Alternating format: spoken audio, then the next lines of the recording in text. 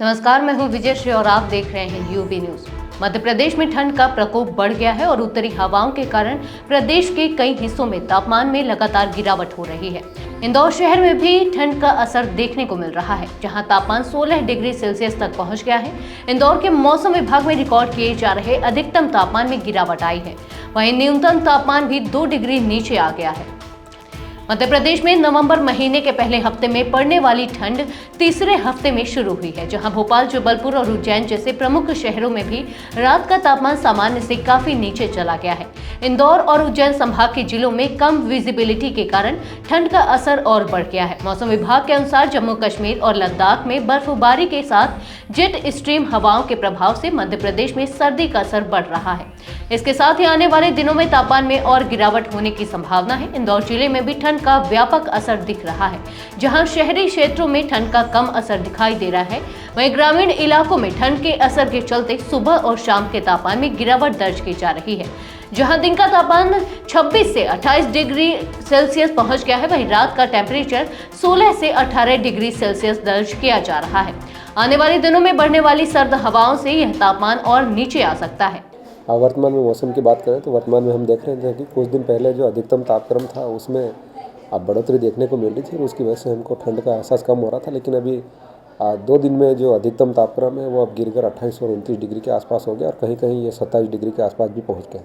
और जो न्यूनतम तापक्रम था वो भी अब उसमें भी 1 से 1.5 डिग्री की गिरावट देखने को मिली और वो अब 16 और 17 के बीच में आ गया। और जो हवाओं की गति है उसमें थोड़ी सी कमी आई है, वो अब 6 से 7 किलोमीटर प्रति घंटे की रफ्तार से चल रही है और जिसकी वजह से दिन में जो बादल दिखाई रहे थे वो भी अब बादल साफ हो गए। उसकी वजह से हम देख रहे हैं कि जो अधिकतम तापक्रम है वो 2 से 3 डिग्री घट गया और जो न्यूनतम तापक्रम है उसमें भी 1.5 से 2 डिग्री की गिरावट हो गई।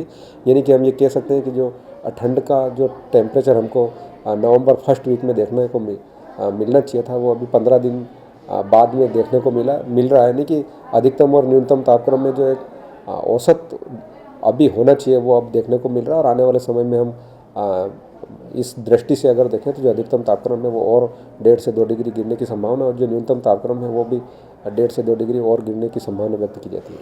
सर, ये जो तापमान के बारे में बात करें कि 15 दिन ये लेट हो गए, इसकी क्या वजह है?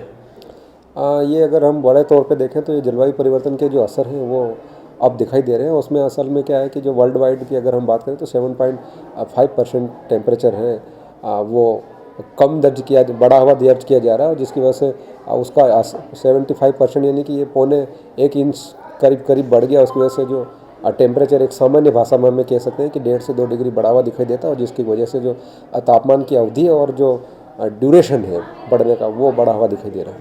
इस बार ठंड कैसे पड़ने की संभावना है सर? ठंड इस बार हमको देखने को मिलेगी, लेकिन वो जो 15 दिन का ड्यूरेशन शिफ्ट है 2 सप्ताह का वो दिखाई देगा। ये जो थोड़ी सी लेट शुरू हुई है तो ये ठंड इस बार हो सकता है हमको बाद तक दिखाई देगी। और ठंड इस बार ये कह सकते हैं हम कि जो ठंड की अवधि है जो 7 दिन 10 दिन रहती थी वो ठंड की अवधि बढ़ी हुई दिखाई देगी इस बार। न्यूनतम तापमान कहाँ तक जाने की संभावना है? न्यूनतम अगर तापक्रम की बात करें तो हो सकता है ये 4-5 डिग्री नीचे तक जाएगा और जो ऊपर का तापक्रम है वो भी 17 और 18 डिग्री आएगा। यानी कि कड़ाके की ठंड देखने को मिल सकती है। ऐसे में किसानों के लिए क्या कहेंगे? किसान भाइयों को सलाह दी जाती है कि अभी तो रबी फसल के लिए बिल्कुल सही समय है और सही तापक्रम है, पर लेकिन अगर ऐसी स्थिति बनती है कि जहां शीतलहर चलती है या जो न्यूनतम और अधिकतम तापक्रम है उसकी जो अवधि है वो कम हो जाती है तो फिर किसान को सतर्क रह के अपने खेत पे तुरंत निगरानी बनाए रखें और मौसम विभाग या कृषि विभाग से या फिर सोशल मीडिया और इलेक्ट्रॉनिक मीडिया द्वारा समय समय पर जो मौसम से संबंधित जानकारी प्रसारित की जाती है उस पर अमल करें।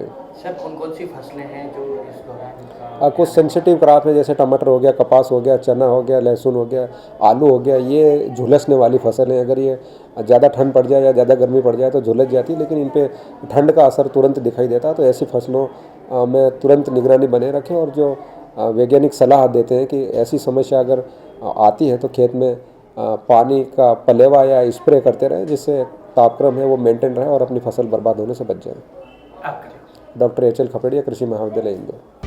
तो यह थी आज की खास रिपोर्ट। आपको ये कैसी लगी अपने विचार हमसे साझा करें। इस वीडियो को लाइक और शेयर करें, साथ ही चैनल को सब्सक्राइब करें। यूबी न्यूज आपके लिए लाता रहेगा देश विदेश से जुड़ी ऐसी ही तमाम खबरें। तब तक के लिए धन्यवाद।